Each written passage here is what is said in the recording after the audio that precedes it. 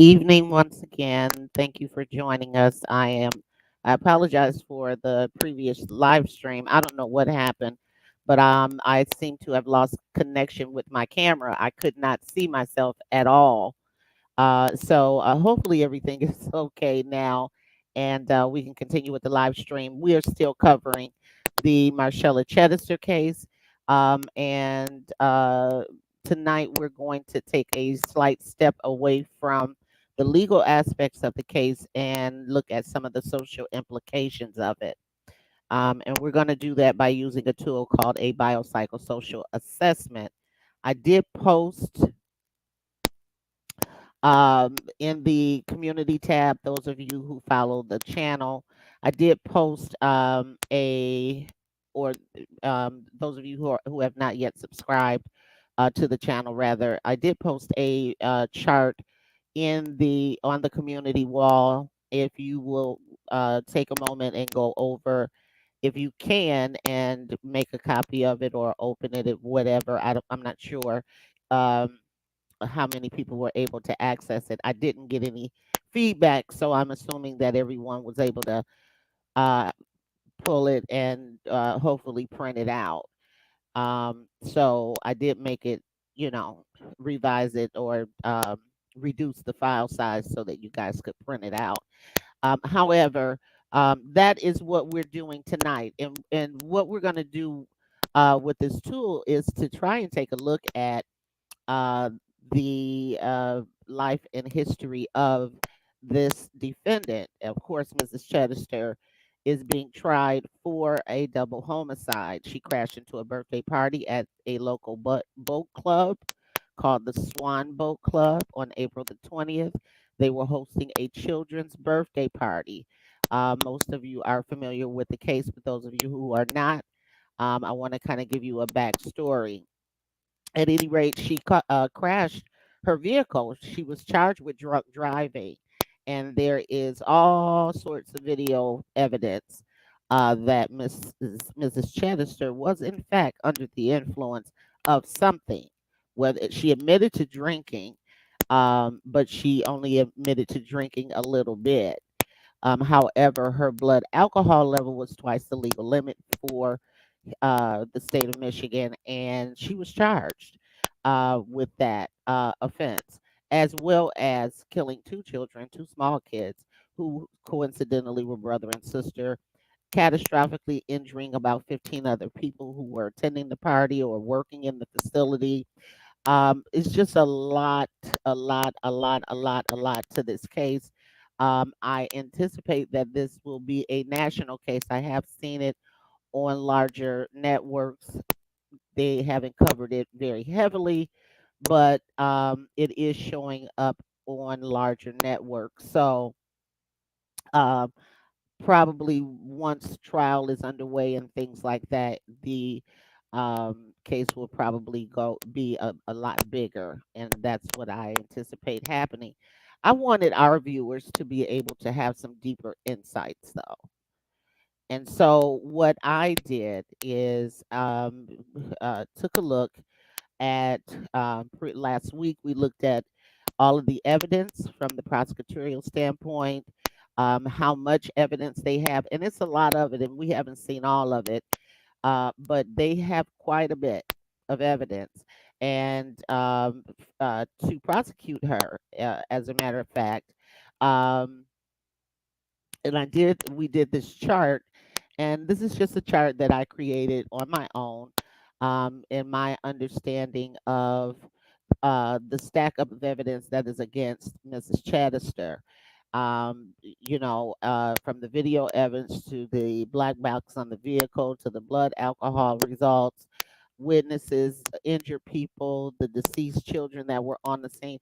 It was quite the state's case is quite compelling, and the defense will have a lot to overcome. However, there uh, has been some hint of maybe a couple of directions that the defense attorney, whose name is Bill Kolovos, he is, to my understanding, one of the best defense attorneys in the state of Michigan as it relates to drunk driving cases. So we're not sure exactly what all Mr. Kolovos, what kind of tricks he has up his sleeve as we look at it with our untrained eye, so to speak, legally anyway. It looks like he has a lot to overcome. And it looks like it's impossible to overcome all of it. But the fact is that these defense attorneys do what they do for a reason, and they get paid a lot of money to provide a robust or rigorous, as they say in the legal arena, a rigorous defense for their clients.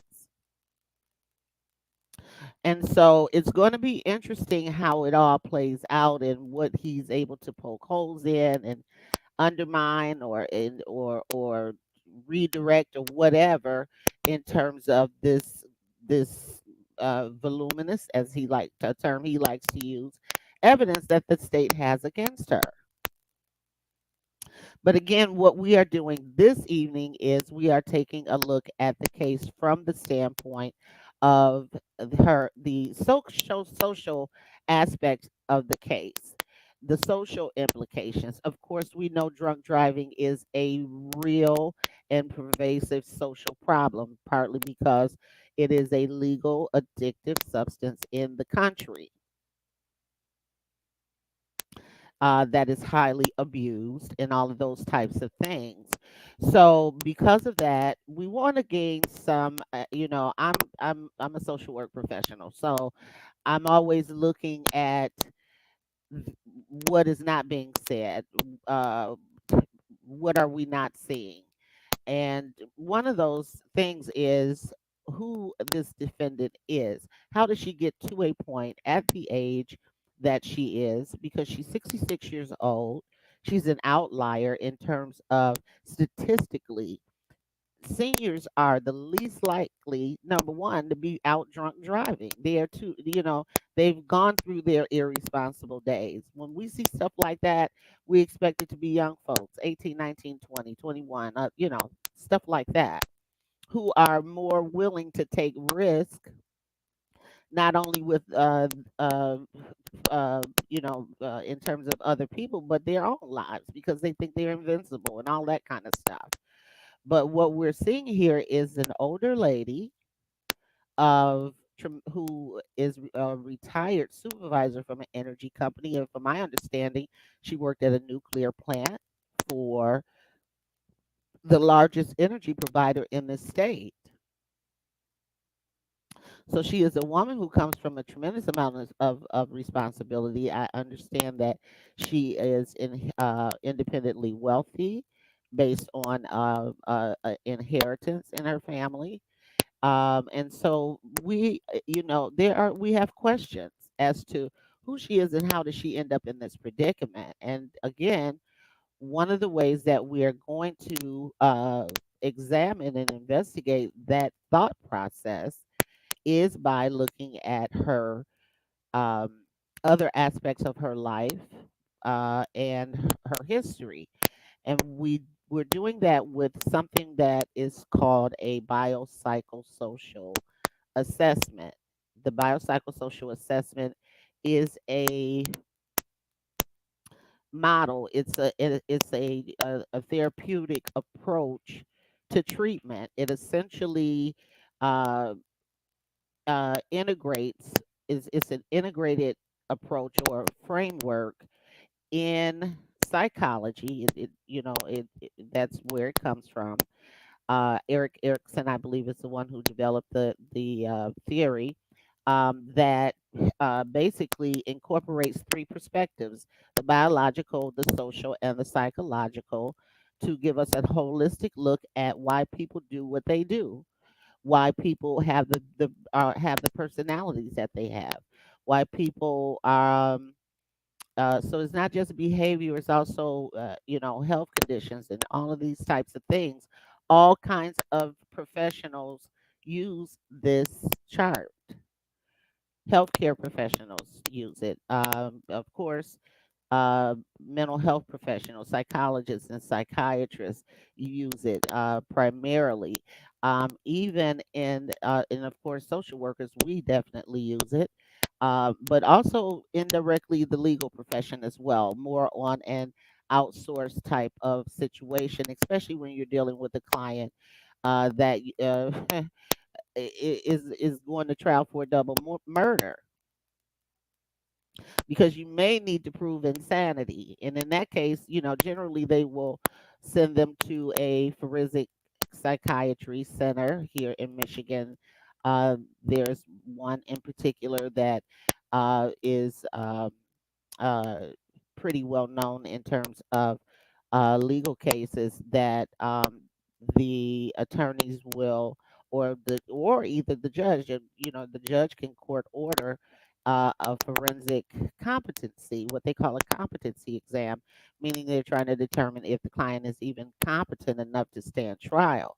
Now, when I observe Mrs. Chidester so far, the few court hearings that they've had, it does appear to me that she does have some psychological issues, some emotional issues. There's kind of like a void there. She seems to, or tends to, uh, in terms of what I have observed in with her presence in the courtroom, she has some very inappropriate, I would say, facial expressions and reactions to what she's listening to when they're talking about all of this death and destruction. There's a video I saw recently on TikTok. I wish I could remember the young lady's name on TikTok, but it's a channel that she started apparently called the Marshella Chidester case, and it looks as though she's smiling. She's got a kind of like a smirk on her face when someone is up there testifying about how many injuries they have. And I mean, these people are catastrophically injured, barely survived this crash.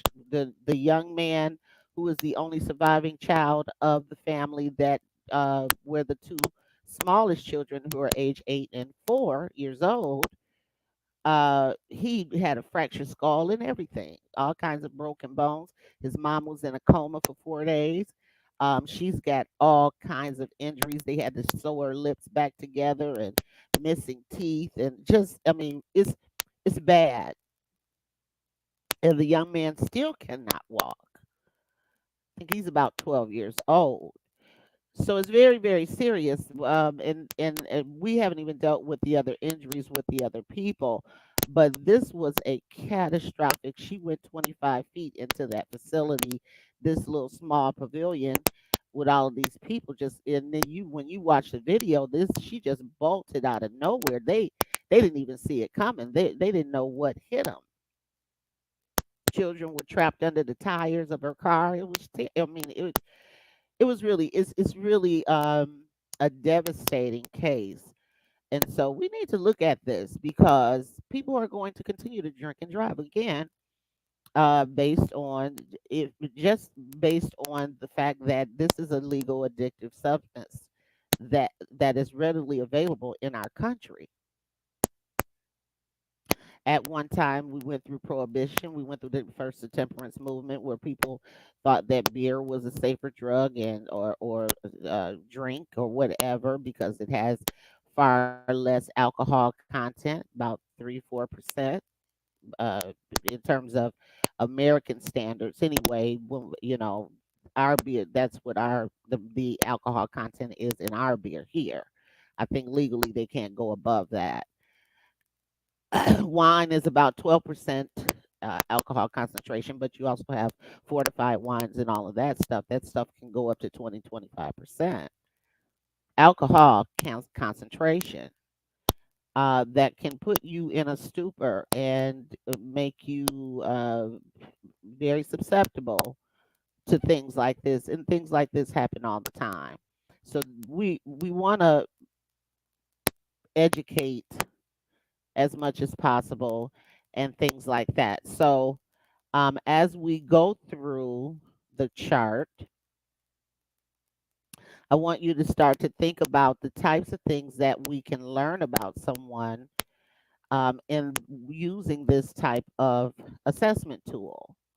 Now, a lot of the things that I didn't even include on there, I did go back and add some more categories or whatever. Um, but some things I left out because it kind of, so it gets real personal. It can become very invasive and intrusive under normal circumstances, but in a therapeutic context, certain information, no matter how deep, dark, personal, indifferent, otherwise, is very much needed and required in order to treat the person, because people are, no one's a monolith. So we do what we call individualized treatment plans, and the way that we are able to develop those treatment plans is by deep diving into some very personal information in terms of the individual, their backgrounds, and all of that kind of stuff, and things that are potentially going on with the client based on certain other things. If you look at something, so let's take a look at this. Let's take a look at this, and the first thing that, uh, of course, the first um, level of assessment is the biological. We're looking at health conditions and all of that kind of stuff, health, mental health, all of that kind of stuff. And so, one of the first things that is a very good determinant of health is a person's age. In this case, Mrs. Chidester is 66 years old. She is what is called in the life stage development or lifespan cycle of late adulthood, right? So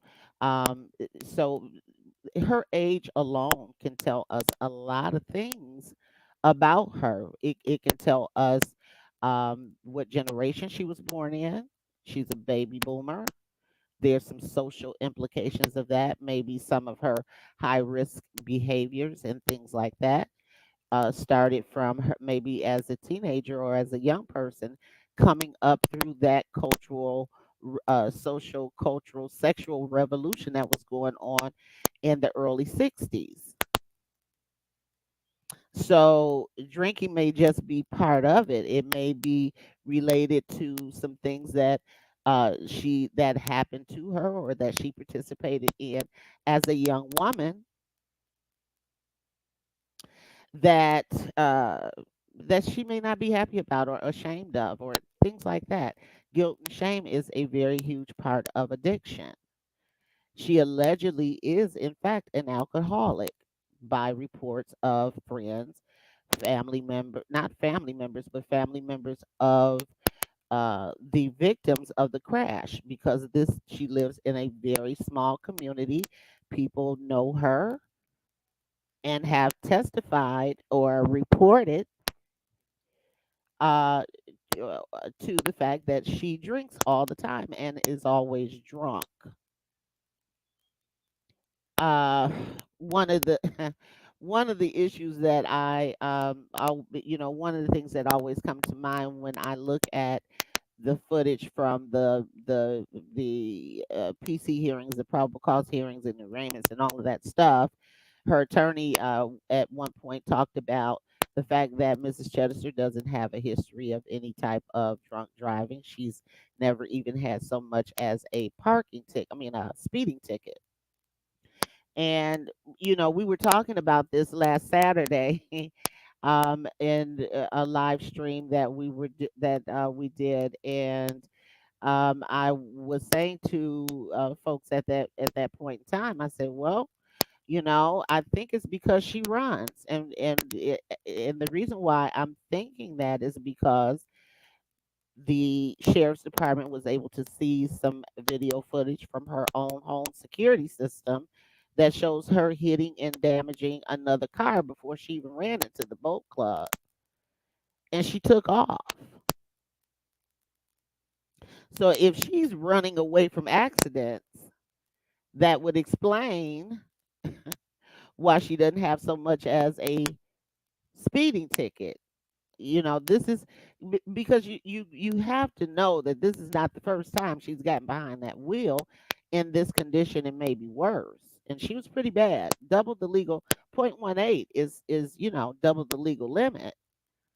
I think the high limit legally is set 0.17.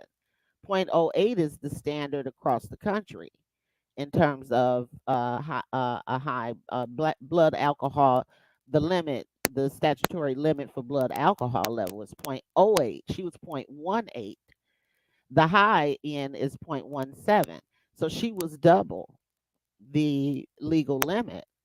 Yeah, and still above the high end of it. So these are the things that, so when we look at something like an assessment tool to determine um, who, to have a deeper insight into her history and things like that. These are things that we need to consider, because they're going to explain. It's going to be very informative to her behavior, right? So again, we're looking at the biological. So we've got what we know to be her known health conditions at any rate, which is epilepsy and neuropathy. The defense attorney did make mention that she has a number of health conditions and is on quite a bit of medication, right? But we don't know specifically what that is. The police department did indicate that they pulled her medical records, but that has not yet been discussed in court. One of the things that, in terms of, because she was given a bond, is that she, with her, if she's in fact a heavy drinker and is constantly abusing, or is either always constantly abusing alcohol, or is alcohol dependent, then she is most certainly in withdrawal, or at least around the time when this happened. It may be under control by now. It's July, August almost. This happened in April. But so they gave her a bond, probably because, one of the things with alcohol, and we talked about this before, one of the things with alcohol is that it is one of very few substances that a person can literally die just from the withdrawal, with the delirium tremens and all of that stuff. So it's the withdrawal, or abstinence syndrome process from alcohol is very, very serious. So I suspect that that is probably why she was given, probably why she was even given a bond. As a matter of fact, the prosecution is the one who suggested it, not the defense attorney, that she was granted a bond. So that's one thing. And then what else do we have in the age category? Again, we're talking about biological factors and behavior, right? So we don't know her family history, in terms of health conditions, what kind of genetic predisposition that she has to certain ailments and illnesses and things, diseases and things like that, which is very, very important as well. And you know, uh, so that is something that someone who's going to treat her, whether medically or therapeutically, would need to know. Um, Again, it goes back into the age, because um, a lot of things that we are even genetically predisposed to, doesn't even show up until our older, later stages in life. So, so that's also important and also relevant. And there's some other things. And so then we move to the psychological, and so we don't know if she has a mental health problem, if she's diagnosed.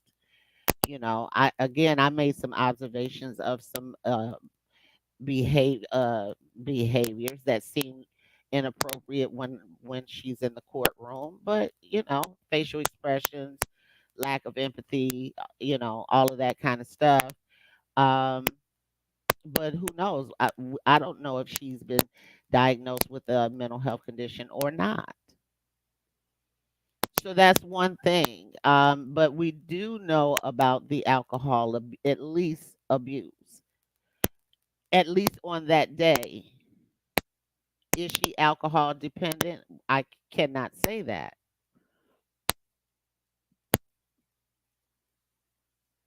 People are accusing her of that, but we don't have evidence to determine if she is in fact, say for instance, a daily around the clock drinker and all of that kind of stuff. We don't know that. So we at least know that alcoholism, though, however, is a problem for her. Alcohol rather is a problem for her. So does it raise to the level of alcoholism? That is yet to be determined. But we have it listed here as one of her alleged conditions, and all of this information is alleged because we don't have any, of course, any verification or anything released to the public where we are able to verify any of this stuff. Some of the information we've gathered from testimony and things that have been said in the few court hearings that they have done so far, and then there's, of course, um, people that that claim to be familiar with her and know her that are reporting different things to the news and all of that kind of stuff. So we're speculating on all of this stuff. It's not anything that we have verified at this point, but we can use it just for the purposes of understanding the tool of a biopsychosocial assessment. Uh, for that purpose, we can take a look at this information. So when you start dealing with the social and the cultural environmental aspects of behavior, right? Because that is the focus. We're trying to understand the behavior because the behavior is what led to the crime. Even psychologically determines where we are psychologically determines our behavior or the potentiality of our behavior, because we can be, we can have things going on and still not act it out, and things like that. So but yeah, so but I just want to make sure that we stay focused on the fact that we're trying to understand behavior. Now when we look at this category, social, cultural, environmental, we generally call it social, but environmental, cultural, all of that is involved in the social aspects, right? So one of the things in the social, cultural, environmental category is ethnicity. Why is that important? I looked up the Chidester last name and determined that she could have a number of ethnic backgrounds: Irish, German, French, Scandinavian. It could have come, she. I'm not sure what her, even British. She could um, uh, be of British descent or something like that. So when I looked at all of the cultures or ethnic potential ethnicities of Mrs. Chidester, most of them, um, which makes sense, has cultural um, connections to alcohol, right? Um, we know Irish people love to drink mostly beer. All I keep hearing associated with Miss Chidester is wine, but then she also could have French ethnicity, you know, in her background, in her ethnic background. who are wine drinkers, right? They're known for it. So this would make sense to me. Any of these categories of ethnicities that could be associated with her, and I'm just strictly going by her last name. Now, Chedester, maybe it because she's a female, and how we handle marriage in this country could be her marital name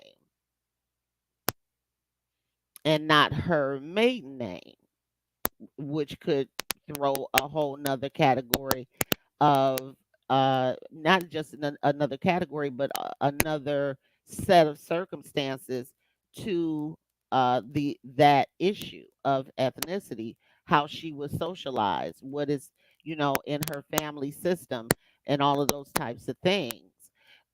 We also look at the family system. Does she have any brothers or sisters? What birth order is she? These are all relevant. Birth order is very, very, very uh, informative.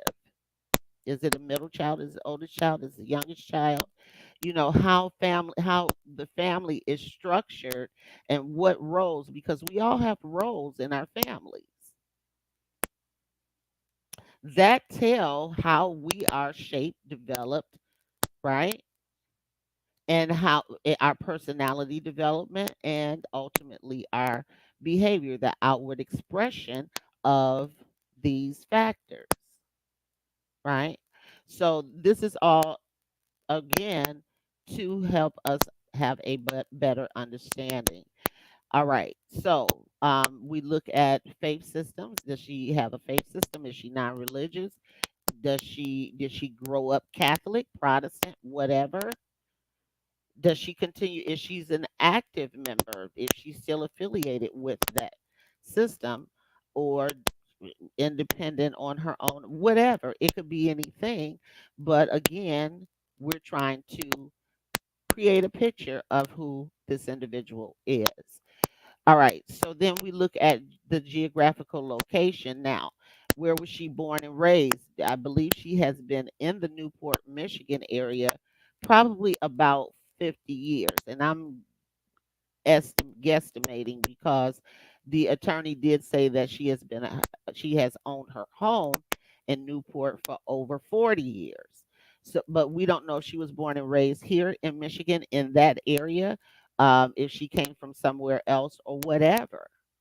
Even where her parents were born, and she would be based on potential ethnicities. Her parents would have probably been immigrants to this country. And so, under what circumstances does that play a part in how she was raised, developed, socialized in the family system? So, this is why we look at that. We look at level of education, stability. I believe I don't know what kind of if she holds any degrees or anything like that. But again, the report, as reported according to news reports, she's retired from the largest, or only, well, the largest energy provider in the state, and function in a position of responsibility as a supervisor in the nuclear plant. So I imagine that she is an educated woman, okay? Probably had a very high income, right? So she has been married, according to testimony, or according to her attorney. She's been married 40 years, or she is married, we assume 40 years. We don't know. I take that back, because what he said is owned her home for 40 years. We don't know how long she's been married, but however long, from all that we have heard through the grapevine, through the reporting, and uh, uh, our social media comment sections and all of that stuff, her husband is very supportive. Someone may mention that he's always in the courtroom every time there's a hearing and things like that. So apparently, she has a stable marriage, or what appears to be a stable marriage, he also could be part of the problem in terms of being oh, sometimes it just lose words, but what do you call an enabler? Could be based on the types of things that we have heard. So we can also so we can make all kinds of assumptions. This is the type of information that, again, in a therapeutic setting, if I were to ask a client about their marriage, and then I would probe that's that line of questioning to get more detail and things like that, to determine if this is a toxic or stable, supportive, protective factor in their life. Okay. So we see different things through her job, through her income status, and things like that that show her to have some pockets of responsibility and stability, even though she's exhibiting extreme uh, irresponsible behavior. Okay. So again, we look at the family. The mother is allegedly deceased. The father and the siblings, we don't know if, we don't know anything about them. Economic status. Now, when we talk about her annual income, there's also the side note again of something that was reported through viewer comments, that she is quite wealthy, that she inherited a lot of money when her mother passed away. And so probably, that probably is, speaks to her ability to afford one of the best legal defenses in the state. Also, hobbies. We know that she enjoys boating. She was something they call a Commodore at the Swan Boat Club. And again, just based on things that have been said through the court proceedings, that people, someone was saying that they believe she came there to flee another accident. She was well known there. She was one of the uh, uh, participants, or however, she didn't work for the boat club, but apparently she was a high ranking member of the boat club at one point in time, I believe. So, um, there's that. So, but we don't know any other recreational activities that she involves in or enjoys and things like that. All of this information is important, and it speaks to our development as individuals. Then, social relationships, what type of friends she has, if those friends are supportive, enabling, or any, whatever. So all of this is relevant. And then again, we talked about the legal system. There's no prior history, according to reports, of any involvement in the criminal justice system, not even so much as traffic violations. But again, based on, again, behavior, what we saw on video, she literally totaled someone's vehicle and fled.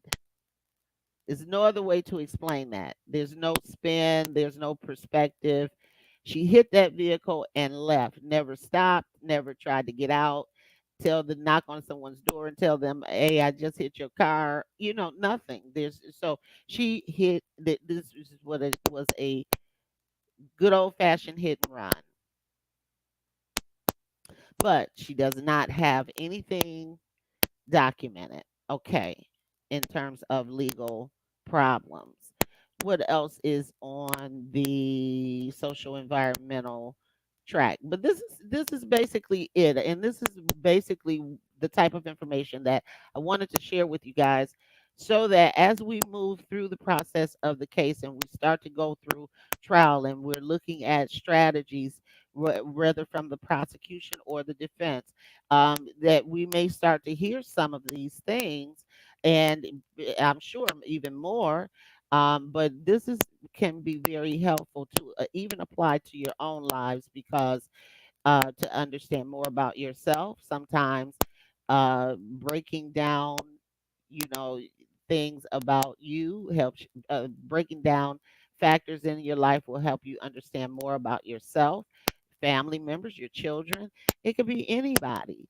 And so this is a very useful, helpful tool. This is a very basic knowledge or understanding that I'm sharing with you tonight, but it is enough to use even if you're going to seek professional therapy and things like that if you have to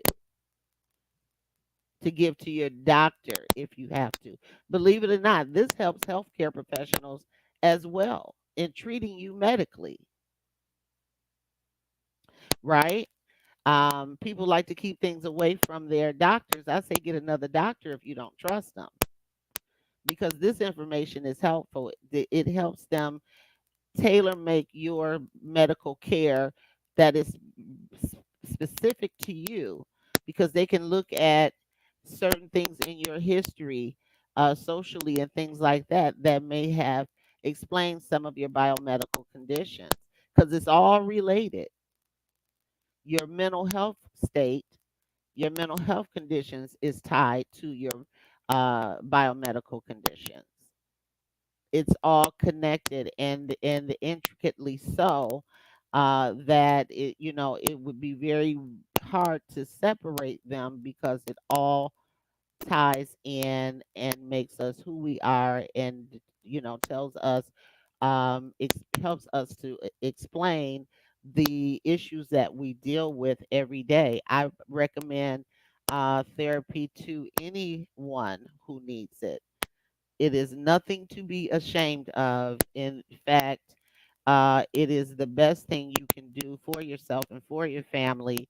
It really is. It really is nothing to be ashamed of. So I hope that you're able to take this information, use it, ask questions about it because we're going to talk about it some more, and get uh, you know you know find ways to apply it to your own life, that will be beneficial and helpful, in your own personal development. Okay, so that is it. We're going to go, and I will see you guys tomorrow.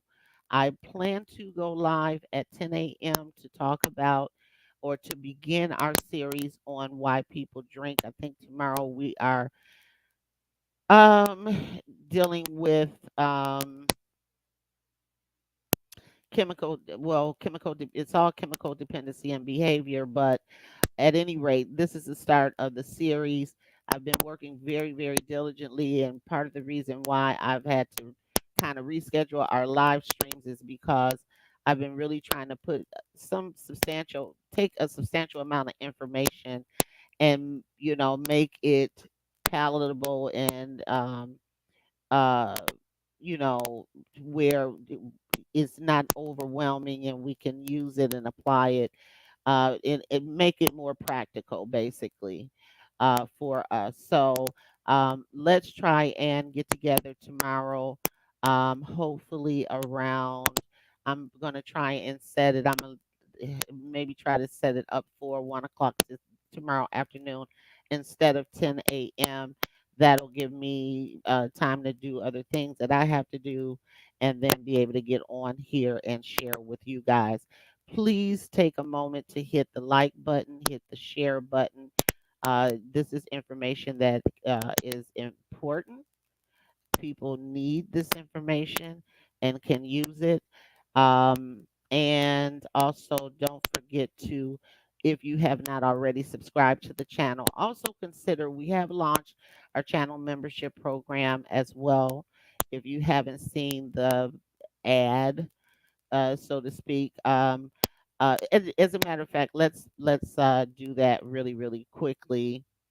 And I really would appreciate if you guys would consider joining. I don't know.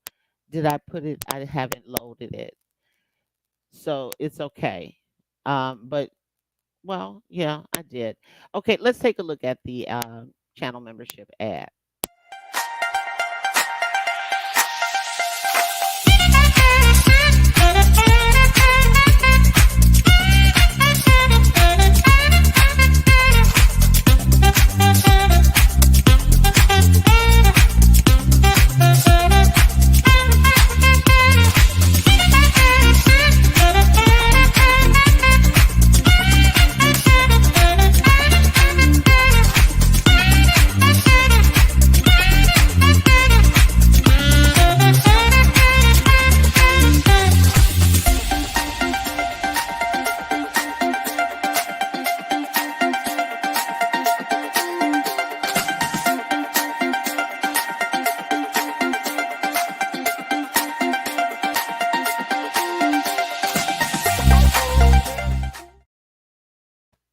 All right. Thank you so much. I appreciate you guys, all of you who joined us this evening, and also look forward to seeing you on tomorrow.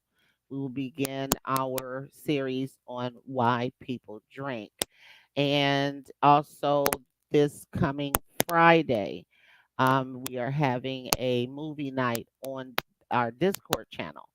We're watching a movie called "There's Something Wrong with Aunt Diane," and it's a documentary on another case that I believe was in California, another drunk driving tragedy that happened in California, and very, very moving documentary. And so someone recommended it to me in the comment section, and I wanted to share with all of you guys. This will be our second event. We did the Sins of the Parents, the documentary on the Hulu documentary on the Ethan Crumley case, who was the mass shooter here in Oxford, Michigan, at the high school in Oxford, Michigan, back in 21. Who he and his parents. His parents was the first in the country to be prosecuted for a mass shooting that committed by their child. So very important case as well. Still going on because they are now in the appellate process, and there are some things happening with that as well. So, however, we will be doing that on Friday night. What for movie night? I'm going to try and get some instructions on how to. For those of you who will need help trying to get acclimated to the Discord app. I am a novice at it myself. However, you can go on there, create an account. It is totally free, and look for the Community Advocate Network. We will be there Friday night at 8 p.m. And I need to get that event set up actually, so that you guys can, but you can still go over and create your account and send me a request to for us to connect, so that you'll be a part of our community on Discord as well. And then we're going to do some other things on Discord. So I really want you guys to go over there and become a part of that extension of our community as well. So thank you very much. I hope that you guys are having a great, great, great, great, great evening, and I will see you guys tomorrow. Have a good one. Enjoy more of our videos on the Community Advocate Network channel, and don't forget to like, share, and subscribe. If you would like to advertise your service, special announcement, or event, you may contact us at the Community Advocate Network at gmail.com. For community resources or services, visit our website at www.canmichigan.com.